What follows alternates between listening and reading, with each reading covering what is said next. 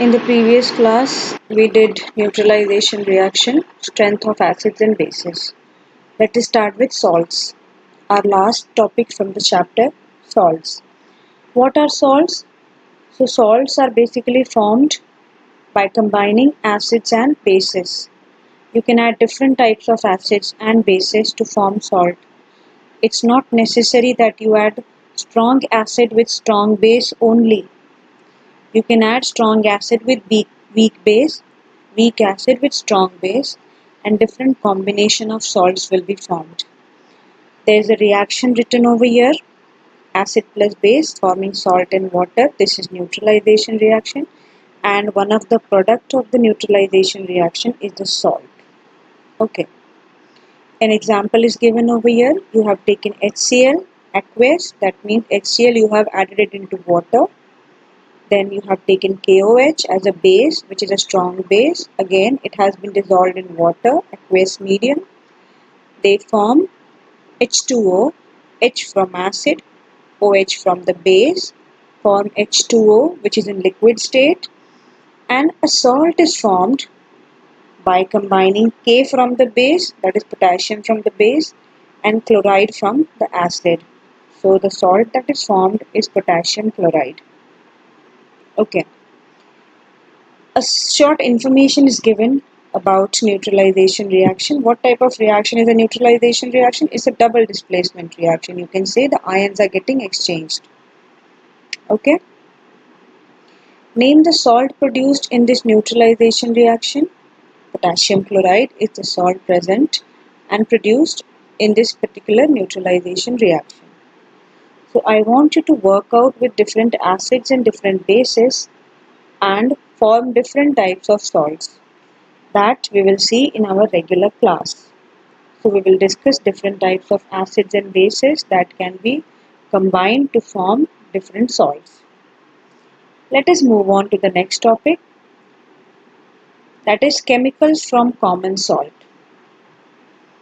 Now, what is common salt? You might ask. Common salt is your table salt,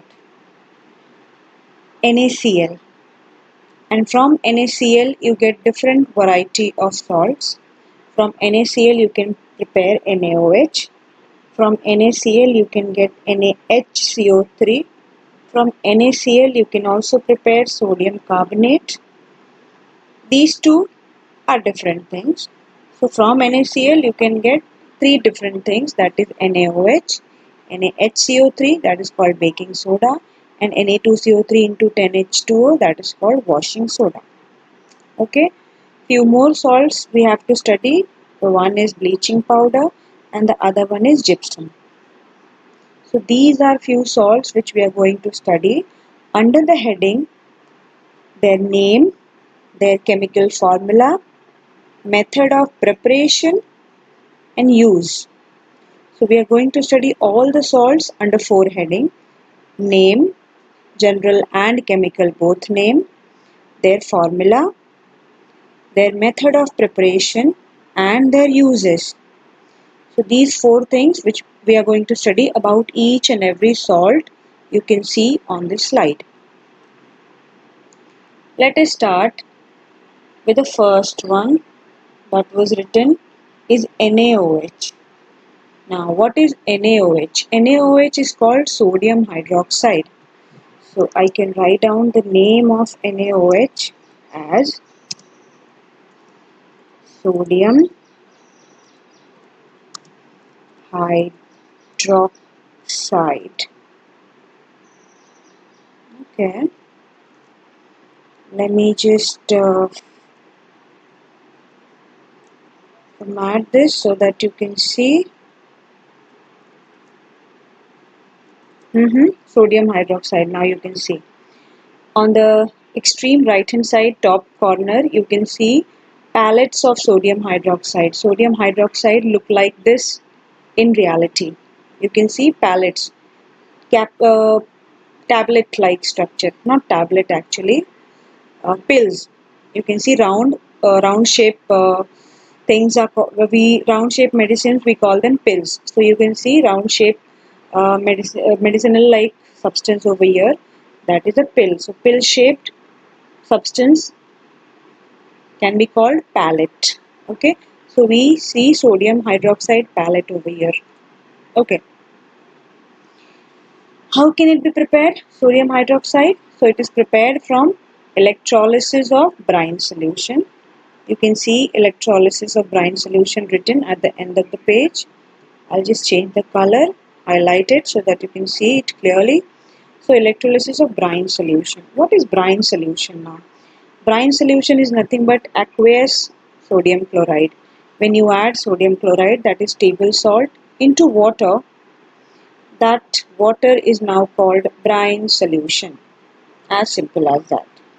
So brine solution. Now brine solution is taken into a beaker and electricity is passed through that brine solution using electrodes positive and negative, anode and cathode. You can get three different products from this reaction, and the three different products are sodium hydroxide, which we intended to prepare, and the two products are obtained along with sodium hydroxide in this electrolysis process, that is hydrogen gas is evolved and chlorine gas is evolved. Hydrogen gas is evolved at cathode, chlorine at anode. So please be very careful while writing the product. Hydrogen is evolved at cathode, chlorine is evolved at anode. So this is the reaction for preparation of sodium hydroxide. Electrolysis of brine solution. Lysis, you are breaking. What are you breaking? Brine solution. How are you breaking that brine solution? By passing electricity. That is why the process is called electrolysis. This process is also called chlor-alkali process. Chlor-alkali has two words in it. Chlor for chlorine, alkali or NaOH. So since chlorine and NaOH are formed into this reaction, this process is also called chlor-alkali process. Okay, let us move to the next slide and see the uses of sodium hydroxide. I hope you understood sodium hydroxide. The formula is NaOH right in front of you. The chemical name is sodium hydroxide. This is the reaction for method of preparation of sodium hydroxide, also called chlor-alkali process. Uses of sodium hydroxide. I'll just adjust the screen. I hope now you can see uses of sodium hydroxide. The first use is it is used to prepare soaps and detergents. If you take NaOH and you dip your fingers into it and you feel the fingers, they feel soapy to touch. NaOH feels soapy to touch. So it is used in the preparation of soaps and detergents. It is also used in the preparation of paper industry, and we have a variety of uses of NaOH as a laboratory reagent. You see when you go in your higher standard. Then this was use of NaOH. We also got chlorine in the process. So let us see the use of chlorine. Chlorine is used as disinfectant. To kill bacteria and germs, we add drops of chlorine into water. So that is used as disinfectant. Making PVC. PVC is a plastic, hard plastic, polyvinyl chloride. Polyvinyl chloride, PVC. It's a polymer. Many units are joined together in a chain to form a longer chain. So that longer chain is called polymer. Also, it is used to prepare chlorofluorocarbon, CFC, and DDT has a very big name. DDT used to be used as insecticide and pesticides, जो अब ban हो चुका है, अब नहीं use करना है हमको DDT. सो CFC क्लोरोफ्लोरोकार्बन बनाने के लिए भी क्लोरीन यूज होता है, एंड DDT जो इंसेक्टिसाइड की तरह यूज होता था उसके लिए भी क्लोरीन यूज होता है. Third product which we got in the previous process was hydrogen, and the uses for hydrogen are hydrogenation of vegetable oil and as a fuel तो आपको पता है, तो वो मैं एक्सप्लेन नहीं करूँगी। फ्यूल सेल होता है एक, ठीक है। फ्यूल सेल इलेक्ट्रिसिटी जनरेट करता है। तो उस फ्यूल सेल में जो इलेक्ट्रिसिटी जनरेट होती है, वहाँ पे जो हम फ्यूल लेते हैं वो फ्यूल हाइड्रोजन होता है, तो फ्यूल की तरह यूज़ होता है। दूसरा है hydrogenation of vegetable oil. Oil से जब आप घी बनाते हैं, डालडा नाम सुना होगा आपने, बहुत पहले यूज़ होता था, अब तो हम उसे वनस्पति ऑयल एंड वनस्पति घी बोलते हैं। सो वेजिटेबल ऑयल से वेजिटेबल घी बनाने के लिए हाइड्रोजन यूज़ होता है। आप ऑयल में हाइड्रोजन गैस पास करते हैं तो वो वेजिटेबल ऑयल से वेजिटेबल घी में कन्वर्ट हो जाता है, तो वहाँ पे हाइड्रोजन इज यूज्ड।